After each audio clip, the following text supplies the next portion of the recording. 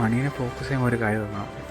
Cash is not അതല്ല നമ്മുടെ മീൻ്റെ ഏറ്റവും ഡ്രീം അല്ല ടാർഗറ്റ് എന്ന് പറഞ്ഞ് മാത്രം ആവില്ല. കാരണം അത് ഇതിനേക്കാൾ വലിയ കാര്യങ്ങൾ ലൈഫിൽ കുറേ ഉണ്ട്. കാരണം അത് ഒരു ഇമ്പോർട്ടൻറ്റ് തിങ്കാണ്, ഒരു ടൂളാണ്. കാരണം നമ്മുടെ ലൈഫ് ഹാപ്പി ആക്കാൻ, നമ്മൾ വിചാരിച്ച കാര്യങ്ങൾ നടത്താൻ, നമ്മുടെ വൈഫാവാം, നമ്മുടെ പാർട്ട്ണറാവാം, ചിലർക്ക് ഒരു ടൂളോ ഒക്കെ നമ്മൾ സ്നേഹിച്ച് കിട്ടിയ ഫ്രണ്ടാവാം, നമ്മുടെ പേരൻസ് ആവാം. പക്ഷെ അവർ പൊന്നുപോലെ നോക്കണമെങ്കിൽ നമ്മുടെ സൊസൈറ്റിയിൽ അവർക്ക് നല്ല വാല്യൂ ചെയ്യണം. നമ്മുടെ കയ്യിൽ മണി ഉണ്ട്, ക്യാഷ് ഉണ്ടെങ്കിൽ, ഈ ടൂൾ ഉണ്ടെങ്കിൽ അവർക്ക് നമ്മൾ പൊന്നുപോലെ നമുക്ക് നോക്കാം, അവർക്ക് വാല്യൂ കൊടുക്കാം. നമ്മുടെ മക്കൾക്ക് നല്ല ജോബ് കൊടുക്കുക, വലിയൊരു ബിസിനസ് സ്റ്റാർട്ട് ചെയ്യാൻ കൊടുക്കുക, സൊസൈറ്റിയിൽ നമുക്ക് വലിയ വില ഉണ്ടാകും, നമുക്ക് കുറേ ആൾക്കാരെ സഹായിക്കാം.